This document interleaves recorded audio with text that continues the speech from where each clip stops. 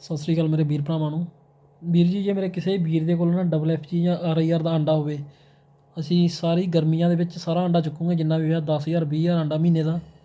ਤਾਂ ਮੇਰੇ ਵੀਰ ਮੇਰੇ ਨਾਲ WhatsApp 'ਤੇ ਕੰਟੈਕਟ ਕਰਨ। ਜੇ ਕਿਸੇ ਵੀ ਮੇਰੇ ਵੀਰ ਦੇ ਕੋਲ ਅੰਡਾ ਤਾਂ RIR ਦਾ ਹੋਵੇ ਜਾਂ FFG ਦਾ ਹੋਵੇ, ਬਲੈਕ ਐਸਟਰਾ ਦਾ ਹੋਵੇ ਤਾਂ ਵੀ ਦੱਸਿਓ। ਤਾਂ ਅਸੀਂ ਸਾਰਾ ਅੰਡਾ ਚੁੱਕਾਂਗੇ, ਪੂਰੀਆਂ ਗਰਮੀਆਂ 'ਚ ਅੰਡਾ ਚੁੱਕਾਂਗੇ। ਇਹ ਮਤਲਬ ਸਿਆਲ 'ਚ ਨਹੀਂ ਚੱਕੀ ਦਾ 2 ਮਹੀਨੇ ਅੰਡਾ, ਤਾਂ ਬਾਕੀ ਸਾਰਾ ਸੀਜ਼ਨ ਚੁੱਕਾਂਗੇ ਅੰਡਾ ਤੁਹਾਡੇ ਤੋਂ ਪੂਰਾ। ਤਾਂ ਮੇਰੇ ਵੀਰ ਭਰਾ ਜ਼ਰੂਰ ਕੰਟੈਕਟ ਕਰਿਓ ਮੇਰੇ ਨਾਲ, ਕਿਸੇ ਵੀ ਵੀਰ ਤੋਂ ਹੈ ਨਾ ਹੋਵੇ ਤਾਂ।